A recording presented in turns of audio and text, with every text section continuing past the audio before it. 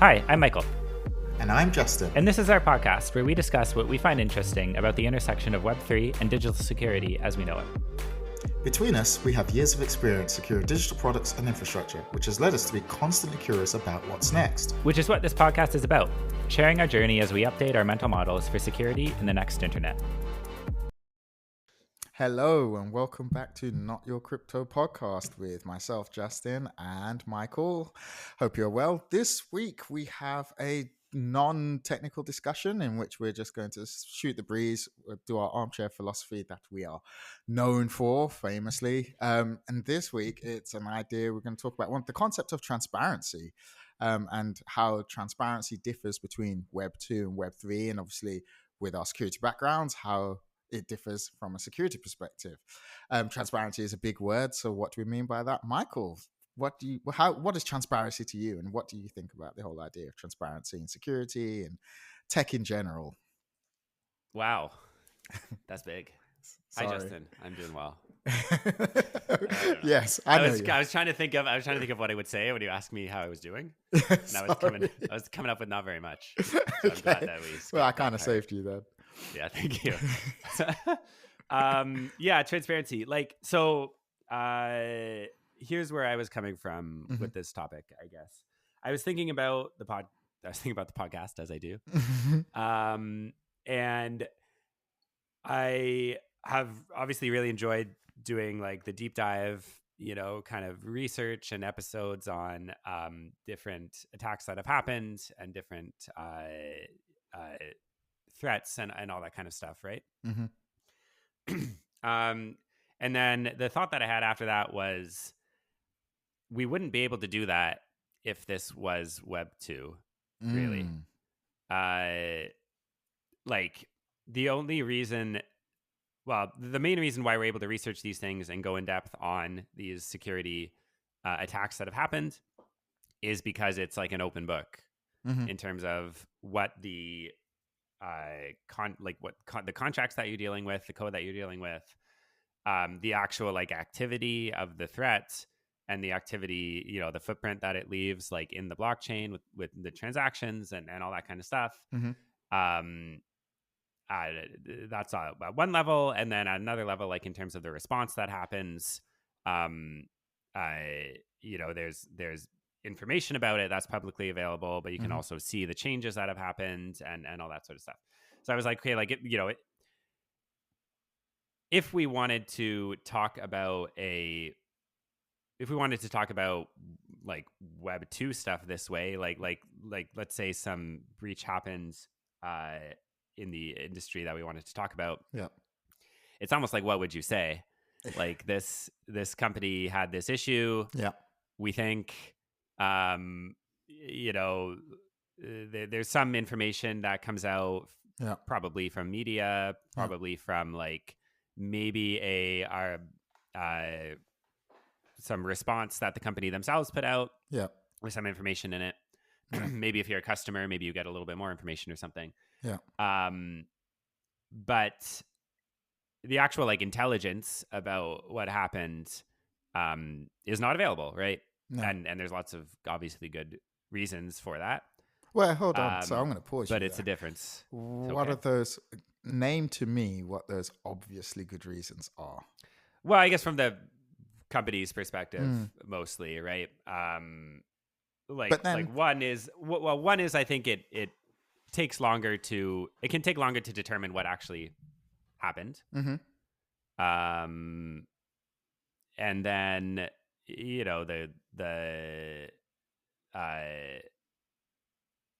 I don't know.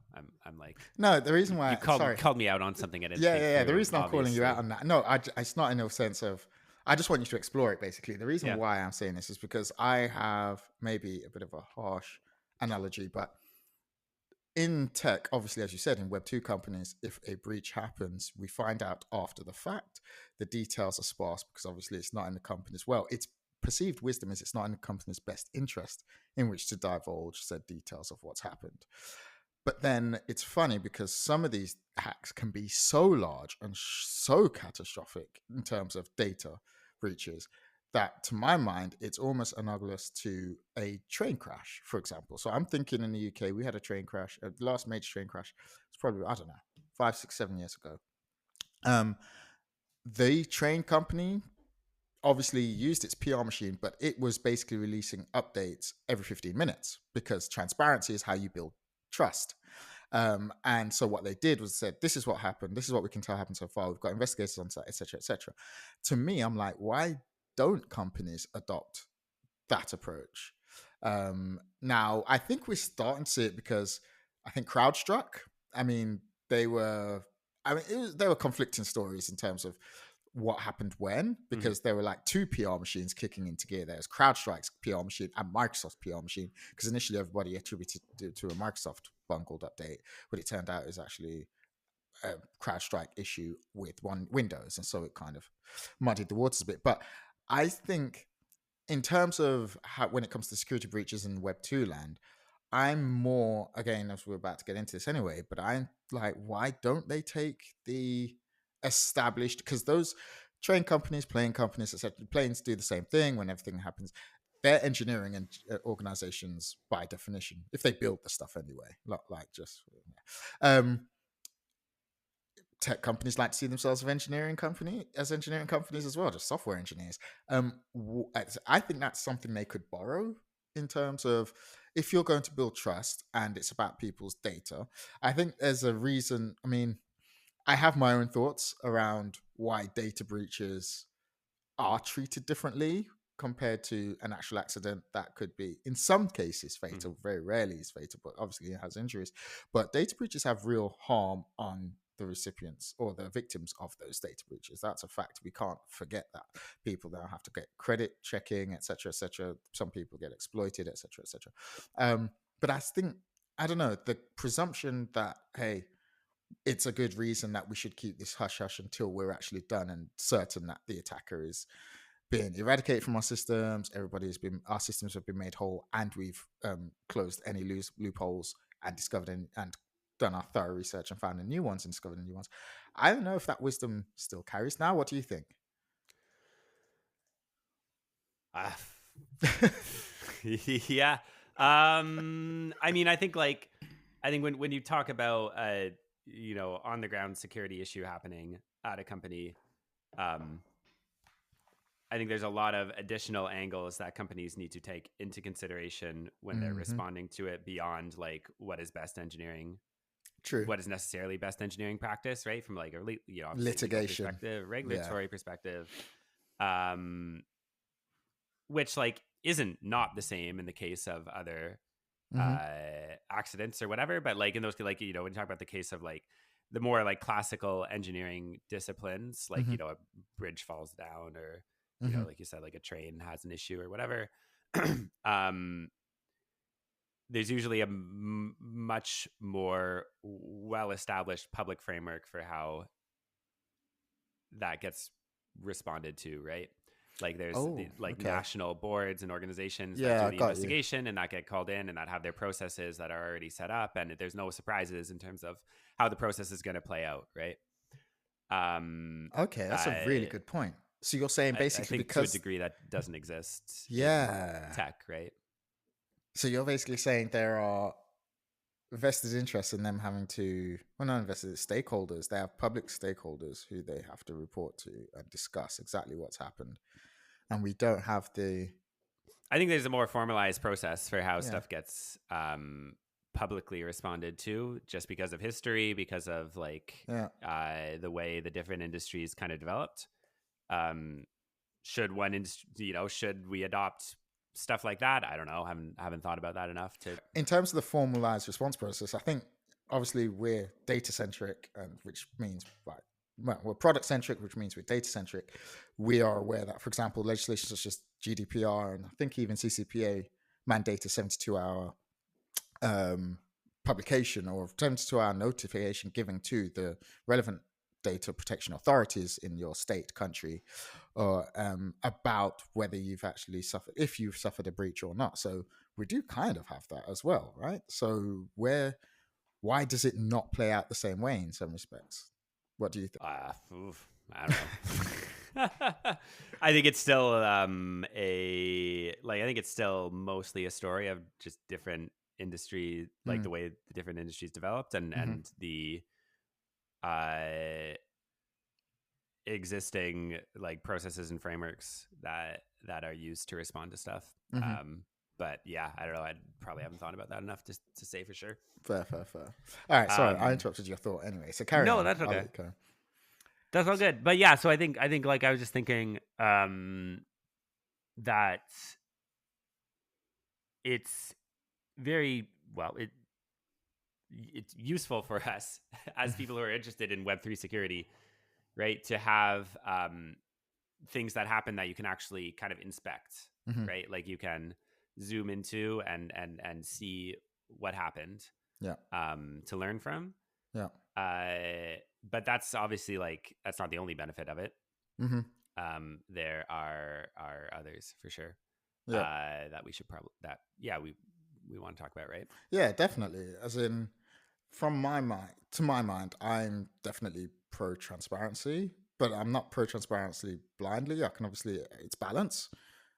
Being too transparent can obviously can set up situations that are less than desirable given your circumstance. But I'm definitely pro transparency from a Web2 security perspective, because even when we look as product security engineers, if something has happened to if we're in a corporate vertical and something has happened to a competitor, chances are we could be subject to that same vulnerability. And if there was some type of channel in which we could discuss, hey, we're subject to this, have you guys may be subject to this. I think we kind of discussed this like 2 pods ago as well, a similar situation where you almost have a co-op of knowledge. But yeah, the advantage, definitely one of the clear advantages transparency gets you is collaboration. And the way it manifests in Web2 would be me talking to a counterpart. In Web3, it manifests in an even better way, in my opinion, is that you get people collaborating to identify an issue. Once an issue is identified, they collaborate to fix an issue. But more importantly, what you get is you get more opinions on how something should be fixed. I cannot say how many times during my career, and you've probably been in the same situation, Michael, in terms of there aren't many security engineers going around. You're the lone mind on site to basically look at this entire product's architecture and be like, where could all the problems come from? Obviously, you then naturally, you're human, so you're going to draw, and time is of the essence, you draw on pattern matching, and those are the things and pattern matching can be the extent of your entire experience, or it could be what you've seen or learned about in the last 2 weeks, recency bias. Either way, one person being responsible for one product's entire security architecture, security posture, is a recipe for mid-level results, basically over a longer period of time. Whereas if you get three security engineers in a room, all of them with their own different experiences, all of them with their own different ways. This is why I sometimes say security is more art than science. You get a more robust security solution, in my opinion. So collaboration, number one, is up there in terms of that's one thing I find refreshing in Web3, and seeing all of these people who can see what the issue is, and they basically say, okay, well, I would attempt it like this, They mishmash. Obviously, you end up with compromise of ideas, and then you end up with a more fulsome security approach, in my opinion. What do you think? Yeah, I think there's a way in which like the collaboration seems like it's deeper almost, right? As a result, Yes, deep is the word. Like the collaboration is open, and it is based on like the kind of collaboration that you're talking about. Like professionally, it's based on like professional networks. It's based on like networking and like that sort of thing. The collaboration in Web3 like feels different, and it feels in a way almost more like digital native, right? Like if you think about like where the collaboration happens when security things are going on in Web3, it seems like they happen like in Discord, on Twitter, Discord and Twitter. I You don't know know. what It's someone probably said other. to me the other day? There are Yeah, some what? kids experimenting with crypto now that have only known crypto being around. Like, as in, they were born after the white paper was published and Bitcoin was published. So they've just been in the crypto Never world. known a world without. Can you crypto. imagine? It's mind blowing to me, but it makes sense. Obviously, like think about it, like Yeah. our kids, like this crypto is going to be a part of. Anyway, yeah. So carry on. Yeah, and I don't really know what to draw out of that necessarily. I mean, like one reason you would say that is because Web3 is less professionalized than Web2 is, right? Like it's not exactly the most professional environment, and so it adopts the tools not of the like professional class of people working on security problems, but of the I don't know, just like, and that's why it's been kind of early adopting and kind of like thoroughly adopting these, you would call them, I guess, consumer tools or whatever, right? Like Discord and Twitter and you know, all the stuff that they've created, like you know, blockchain exploring stuff and all that, right? But that, yeah, so that's interesting. I also think, to build on your point there about them not working in professional settings, I think the D word rears its head here again: decentralization. Because, as I said, collaboration, more minds on the problem. Being decentralized by definition means more people are involved than a centralized effort would be. And I think collaboration, one informs the other, I guess. Yeah, you definitely would. A decentralized org allows you to be more collaborative. Long story short, it makes it easier anyway, in my opinion. What do you think? It makes it easier. I think like, it's not without like a trade-off. Of course. What do you think the Probably. trade-off is? What's that? What do you think the trade-off is? Yeah, well, that's what the gears are turning on. It's time right now. So like, when we've often drawn the parallel between stuff going, like the feel of how stuff goes on in Web3 and the feel of how stuff goes on in open source, right? Yeah. And decentralization is probably the theme that ties those two things together and kind of brings out those similar themes of what happens. Yeah. And, you know, people make the same statements and the same like arguments and whatever about like security stuff that goes on in open source, right? Like there's deeper collaboration, everything is open, anybody can look at it, like all that kind of stuff. Yeah, right? yeah. And so like, is it easier to get people to look at stuff? Sort of, like in that, like what a centralized company has is like defined responsibility, right? Yeah. Like what a centralized system has is the ability to place a defined amount of responsibility on a defined person, Yeah. or a group of people or whatever. Yeah. And decentralized stuff doesn't have that, right? No.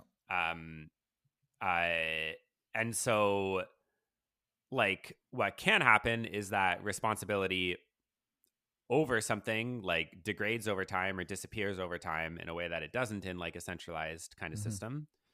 And you end up with things that are unowned. I mean, obviously you end up with things that are unowned in centralized places as well, but like, it happens in its own kind of way in decentralized systems. So like stuff gets unowned. Yeah. And then that can cause issues obviously as well. Right. And I'm thinking in particular, like, what was that thing called? XZ? It was like 2 letters. I shouldn't have forgotten this. I think I know the one you're talking about as well. Yeah. Was it in the are you talking about the vulnerability? Like, it's just such a good case study. Was it a vulnerability in like a graphics? Not even graphics. It was that rendering? dependency. You know, it was like compression. Yeah, compression. Sorry, we're frantically typing on our keyboards right now. We'll cut all this out after we find it. it. XZ utils. XZ? Was that it? Yeah, you're right. XZ utils vulnerability comprehensive. Yeah. There we go. XZ utils. Yeah. LZMA. Yeah. Okay. Anyway, I knew it was 2 letters, right? Yeah. Okay.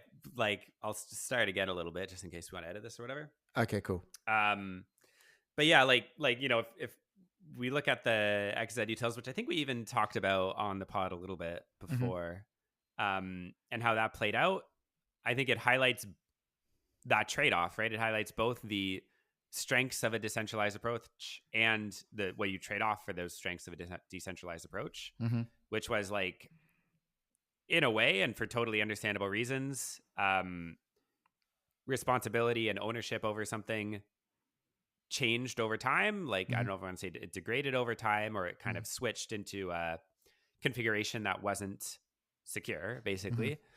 And that happened because it's a decentralized, because responsibility for things is decentralized in that world, right? So that's the trade-off. But then also it got noticed quickly and publicly, because the like downstream effects of it, like it got noticed by some guy, I think it was a guy, but I shouldn't say that too. Like, anyway, it got noticed by someone who was like running benchmarks, right? Yeah. And noticed that stuff was getting slower, and eventually like tracked it down. So like it got noticed by another party who had a different set of decentralized responsibilities in this ecosystem, and was interested enough to track the issue down. Yeah. So anyway, I just think it kind of like illustrates the trade-off when we're talking about decentralized approaches to security, and that like what you accept is like almost what you accept is like more weird stuff kind of happening. Yeah. But also it getting noticed. Like you try to have like a shorter feedback loop and iteration cycle between issues happening and things getting noticed, and like it's more dynamic environment in that way, right? Yes, like, definitely. Like there's a lot more dynamics at play. Yeah, in a transparent, decentralized environment, definitely. I think transparency gives you that, and that leads us on to another point, which is speed. One thing that I've noticed with as we've gone through researching for previous episodes, is seeing the speed at which resolution can happen is, well, yeah. I mean, very quick. It's very quick, simply because the contract is obviously decentralized, it's stored on a decentralized network, so everyone's using the same thing. So if you fix the source, then the problem goes away quicker. Which I think is an unfair advantage for centralized organizations, because at the end of the day, they have responsibilities. A lot of them are profit-generating enterprises. They can't just be rolling out production updates as quickly without testing. I mean, not that I stopped people in the past, but at the end of the day, I think it's I'd almost mark this one down as an unfair advantage for basically the decentralized world. But rolling back up to the actual original point of this podcast, transparency does enable speed, even in centralized organizations. The more transparent you are with all of the different internal stakeholders, the quicker people can move on things. The more transparent the problem has been explained, or the more transparent the architecture, so everyone knows exactly what can affect what in terms of downstream effects, second order effects. If we fix this here, what's going to happen there? Speed. Transparency enables speed, and a lot of organizations do. A lot of organizations I've worked in, organizations you and I have both worked in, they do. I'm not going to what's the word? I'm not going to talk as though they don't understand the advantage of this. A lot of them actually aspire to be very transparent when it comes to technical architectures and so forth. So people can actually go and find the answers to the questions that they have, enabling them to work quicker. It just seems as though maybe because decentralized apps are public and these hacks have happened very publicly, you get to see the resolution publicly, and so it looks as though they work quicker than any centralized organization. But anyone can tell us, and we both know, we've both been there, we've had colleagues there. If something goes wrong on a Friday night, people are getting calls. And people will be working through the weekend with the intention of being moving as quick as possible to solve that issue. But yeah, go on. Yeah, I think the speed thing has more to it. Oh, okay. Like okay, like I'm thinking back of some of the episodes that we've done and some of the attacks that we've looked at, right? I think there's one reason that things get responded to very quickly, which is kind of related to being decentralized but kind of not, which is like most of these attacks result in like an immediate amount of money starting to go out the door somewhere, right? We need to do a financialization episode because this is real bugbear. It keeps coming back. Yeah, but you're right. Yeah. You are so right. But it's true, right? Like in a way, crypto and all this like currently is a natively financialized kind of thing, and so when our activity happens, there's like value and money attached to that. and people notice when money goes. Yeah, they do. And an attack happening means that money is going, and so it gets noticed like quickly, right? Because people are like, "What's going on with my money?" Yeah. So I think that's one reason, which is interesting. Like, it's interesting to think about that reason more, probably. Yeah. And like, you contrast that with Web 2, the linkage isn't that direct, No. right? And the way attackers work and the way threat actors work isn't as straightforward and direct either, right? Like, the timelines are longer because attacks are longer. Yeah. Occur on longer timelines. Like in Web3, it's like a lot of this stuff seems to be, I don't know, at least from what we've looked at, it's a lot more like smash and grab sort of, because it kind of has to be, because money starts going out the door when you start acting, right? Yes, exactly. So I think that, like, in terms of like detection time, I think that's a factor that is an interesting difference between the two worlds. Yeah, 100%. I agree with that. But then I think, for sure there's also like, just it being a public ledger, right? That is looked at by lots of different eyes. I think for sure that makes a difference too, though. Like I said, like, there's definitely corners of it that you can find where people aren't looking at all, because again, because of the way that responsibility gets decentralized right? And almost dispersed. There's only so much attention. And dispersed. Yeah. And speaking of go on. Sorry. No. And I was going to say, like, then like, that's kind of talking about detection, and then like resolution is kind of the next thing to talk about there. But what were you gonna say? No. I was just going to talk about dispersion, and I think this kind of links actually with resolution, because that then brings you on to knowledge share, right? Transparency, knowledge share, resolution. Because long story short, people are like, okay, we now need to resolve this. How do we resolve this? And everyone calls on their experience. Go on. You sound like you have something you want to say about resolution. I do, but I don't want to jump in. I jump in too much, so I want. No. It's fine. So knowledge sharing again. Just tying it back to the point of the pod, which was about transparency. Transparency enables great knowledge sharing, but that's by definition, right? Because then everyone can see what they're dealing with. They can see the facts of the case. They actually can have discussions in public. That's one thing transparency enables, and knowledge sharing is great because it allows the community to grow in terms of its baseline knowledge. And then resolution, wisdom. So wisdom is one of those things in security that is what basically, as a security engineer, you're being paid for. When you really think about it, having the knowledge how to fix a vulnerability is cool. Knowing when to apply that fix and what that fix is going to do to an architect is where you really make your money. And again, once you grow your knowledge and then you apply the knowledge, you learn wisdom, and everyone in the community's wisdom grows. Transparency enables that to happen at a quicker rate because more people can participate. That's my 2 cents.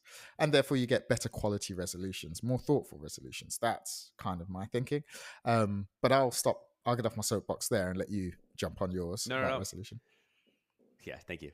Thanks for passing the soapbox over. It's okay. It just goes back and forth between the two. That's what we do. The podcast goes. Okay, the knowledge share point I think is really good, and I want to get back to it.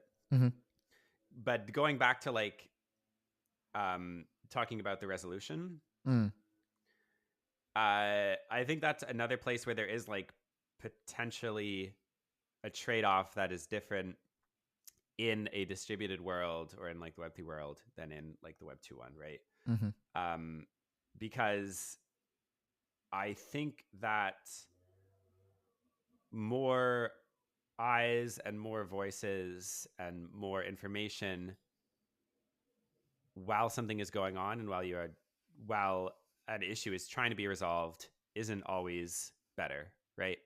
We both, like, everybody who's worked in incident response, either on the security side or on like a resiliency side or whatever, knows that there can be like too many voices, right? Yeah. There can be too many people in the room, too many voices. And has probably been on both sides of trying to sort through that stuff and trying to like filter out what's useful and what's not, as well as being on the side of like trying to contribute relevant knowledge but not really knowing if it's relevant and like throwing it out there anyway and being like, whoops, that was actually like a red herring, or that was whatever. And so I'd be curious, like, I don't actually know how this has played out Mm-hmm. in the Web3 world. Like the stuff that we've read through in terms of like Twitter threads and whatever. Yeah. Maybe it's just because they're after the fact, but like the key with this stuff is getting the right amount of knowledge to the responsible people. Like it's not just about like more, it's about like Yeah, that's a good point. the right amount at the right time in the right place. Yeah. And making that work, like it seems to me, based on experience and based on what we've been looking at, it's usually centered around like a handful of highly responsible individuals in an area, right? Like there's a few owners, basically, a few like highly responsible people who have a high level of knowledge themselves. Maybe they don't know everything, but they're able to use their responsibility and ownership and knowledge and whatever to filter everything that's coming in, and make decisions about what to do, right? About response. That seems like, I don't know, that seems like how things have gone in the previous stuff we've looked at. But that's also very easy to make a narrative out of post fact and actually like kind of in the situation, things are much, much more confused. I'm sure. I imagine it's probably is a bit noisier in the situation at the time. Yeah, that's a good point, exactly. Right.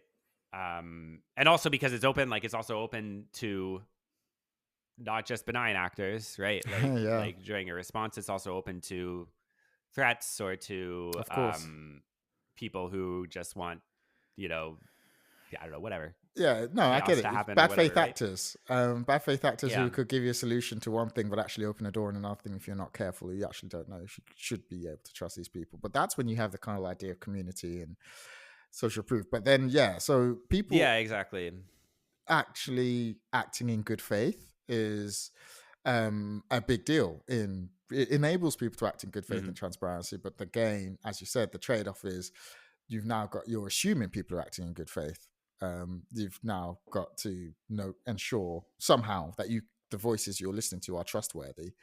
But the good faith discourse is something I see transparency enabling, and we've seen it a lot again during our research. But again, we're looking at these things post hoc because we obviously always let the dust settle. We don't report on a vulnerability live while it's happening, not during our recording sessions anyway, which happen at random times, because that means we're going to be ill-informed when we actually come to record. So, but what it does look like, the feeling I do get when I do look at these things after the fact is there is a relative amount of good faith when people actually are discussing what to do, how to do it, when to do it type thing, as opposed to, I mean, one of the things I am over in the security industry is the cynicism. I got over that pretty quickly, quite frankly, within like 3 or 4 years of being back in the day, because I was like, I don't understand why we're making assumptions as security engineers that people are borderline doing these things on purpose, or that people are stupid, or that engineers don't know what they're doing kind of thing, when they are just trying to build XYZ. They're doing it in good faith. They just, most of the cases didn't know, or other things had time pressures, etc., etc. So one of the things I always used to, when I manage my teams, is used to impress upon people empathy, not blind empathy, but empathy, because at the end of the day, the engineers are trying to do the best they can with what the resources they have. And I feel like that's acting in good faith when you go into these situations. And I feel like that happens a lot in Web3 as well. When they go into these situations, they want, and it's funny because they're an underdog, right? They're an underdog in a bunch of different spheres or a bunch of different paradigms, or whatever word you want to use. But basically, they're an underdog. And so they do want it to succeed. People who participate in the system, most of them want it to succeed, and therefore they act in good faith because they want to show the world that this is a viable alternative. I don't know, that word is loaded, but it's a viable alternative type thing. But in conclusion though, we like transparency. We like the transparency in Web3. Yeah. There's one other response point I could bring up if we had time. Yeah, go ahead. We do have time. We always got time. Okay. Go on. Well, like it came up when you were talking about like response happening in centralized places or decentralized places, and why the speed might be different there. One thing that like surprised me again in some of the attacks that we looked at, like especially the most recent one, was how easy and willing people are to just turn things off. You know what I mean? Like like, oh, this contract's having a problem. Okay, let's just brick it. And Yeah. right? Like, well, No, okay. no, you can't do that. If that was, yeah, no, I get your point. Go on. But yeah, it's like, so, but it's like, why can you do that? And I think it has something to do with, so like, why does saying, well, just turn it off or like just brick it, why does that elicit like a anxious reaction in myself? Mm-hmm. And it's because like, I feel like, I don't know the consequences of that, right? Like, I don't know what is relying on this thing. I don't know what is tied into it. I don't know what the dependencies are. Yeah. And in a, in a more centralized organization, a lot of times it makes sense to have tighter dependencies between things, right? Like to have more rigid dependencies between things for like a lot of different reasons and constraints and all that. In a decentralized world, though, I wonder if, like, because it's decentralized and because everything's owned by different people and actors and whatever, that's not as much the case, I guess, right? Like, I don't know if things are more anti-fragile by design here. Oh, this is or what, but it seems like just turn it off, like, that XKCD comic or whatever, like, you unplug it. Seems to be the actual response a lot of the time. Yeah. And it seems to work to get a breather to figure out what to do. But yeah. Does that make it right? Because now I'm like, okay, then fine. In decentralized world, you switch off the thing that stops working. But then how am I ever going to get mass adoption of said thing if I can't depend on this thing being here? If we don't have SRE, site reliability engineering, for all of these different components, because you're by definition similar to open source, you're using these components because someone's built them for you to use. You then build a platform, a business, a feature, a function that has a tight one-to-one dependency on this thing. And it becomes important to a bunch of other people, your customers, your consumers, etc. And then something goes wrong and you just switch it off because you have a one-to-one dependency, but you don't have a formal relationship, right? It's just a smart contract that you're using. And then you brick it. That degrades trust rapidly, right? So now I'm like, is this necessarily a good thing that is a response that you can take? Because you don't have any, do you know what you're knocking on the door of? Oversight. Because at the end of the day, I have this thing, I built this thing, you use this thing, I don't owe you anything, you don't owe me anything, but there's no oversight in terms of what I do when you build on my thing. I can just do, it's almost, actually, you see, yeah, sorry. I always have this happen when we're recording. Similar things happen with Web 2 platforms, right? It's, I've now changed my terms of conditions. You've now crossed foul of that. I'm now going to disable your account and you've got no recompense. How many times do you see that happen on Instagram? People are like, my account has gone, I have no idea. Same thing used to happen on X and whatever. It's a very similar thing actually in Web3. But it's functional in some ways, and that kind of makes it a bit scarier. I don't know why, but it does. What do you think? Well, I think it's like the like theoretical framework of this is like, where do you draw the service boundary, right? Yes. Like in Web 2, like the service boundary is drawn at the edges of a SaaS company, basically. Yeah. And then obviously internally they might have different service boundaries as well, but it's kind of a different scale. Yeah. So like it's basically like where do you draw those edges such that at those edges you should be resilient to lots of error cases happening, right? Yeah. And in Web 2, like those, boundaries are defined in one place. In Web 3, like the service boundary, I guess, I don't know, this is like speculation, but like it's a lot tighter, right? Like it's around the contract, it's around the function even or whatever. Yeah, exactly. So it's a different design approach, and I think that means like, larger systems that are built of multiple layers of these things are going to look different. And like, does that lend to adoption, like mass consumer level adoption? I think you're right that it might not. But this is, I don't know. Okay, yeah. Oh, mate, you set me racing now. Right at the end of the podcast, you always do this. But my final thought here on this point, anyway, is this is where you get that continuum spectrum, that continuum that we discussed, I think, in episode 1 or 2 of more centralized, less decentralized, centralized, and in between that, your organization, when building in the Web3 world, has to make a philosophical decision around where we're going to be. If we're going for mass adoption, we need to build up trust. If we need to build up trust, we need to define service boundaries, as you call them. Therefore, we're going to need to be a bit more centralized than your average organization that isn't going for mass adoption is, and so forth. I think you basically have to define where you're going to be on that continuum and then act accordingly. That is actually fascinating now. Yeah, exactly. Not all some are decentralized, but more are decentralized than others. It's kind of an Animal Farm thing going on there. Okay. I'm also like, I don't know if it's like getting older.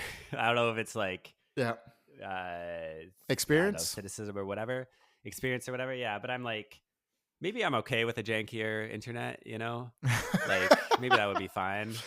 So yeah, I think that's kind of our final point actually here is how centralized a company is going to be will determine how transparent you can be, and then a bunch of other second order effects from that. I don't have any other thoughts. Michael, you? No, me neither. I think that's good. Okay, that was a good one. Thank you very much for listening, and we will speak to you again. Bye-bye.